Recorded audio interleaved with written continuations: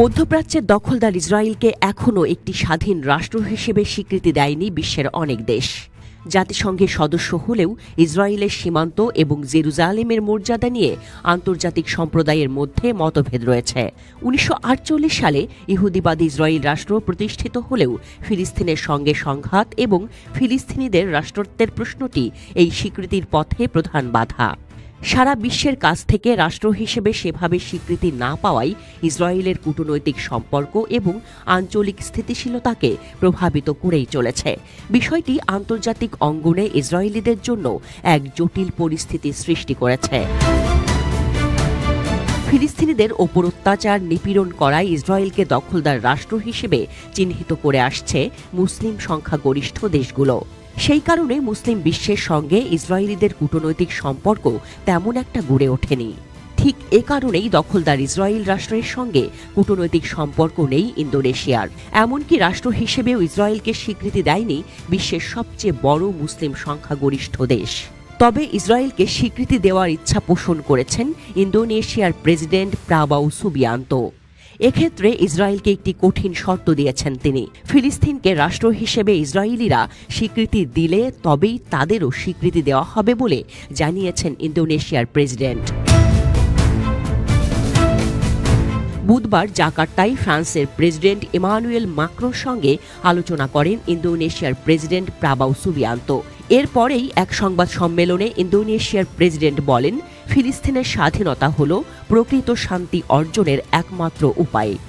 Indonesia সরকার বলেছে, Israel যদি ফিলিস্তিনকে স্বীকৃতি দেয় তাহলে ইন্দোনেশিয়াও ইসরায়েলকে স্বীকৃতি দিতে এবং কূটনৈতিক সম্পর্ক গড়তে প্রস্তুত রয়েছে।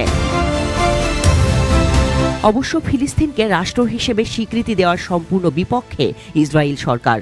সাম্প্রতিক সময়ে নেতানিয়াহু সরকারের এ দৃষ্টিভঙ্গির বিরোধিতা করেছেন ইসরায়েলের বিরোধী দলের বেশ কয়েকজন মধ্যপন্থী আইন প্রণেতা এবং দেশটির বামপন্থী রাজনীতিবিদরা। এখন পর্যন্ত ফিলিস্তিনকে রাষ্ট্র হিসেবে স্বীকৃতি দিয়েছে প্রায় 150টি দেশ। 2024 সালের মে মাসে ফিলিস্তিনি রাষ্ট্রকে স্বীকৃতি দিতে পদক্ষেপ নেয় আয়ারল্যান্ড, নরওয়ে এবং স্পেন। এতে বেশ ক্ষুব্ধ হয় ইসরায়েল। অবশ্য ফিলিস্তিনকে রাষ্ট্র হিসেবে স্বীকৃতি দিতে কোনো পদক্ষেপ নেয়নি ফ্রান্স সহ অন্যান্য ইউরোপীয় দেশ।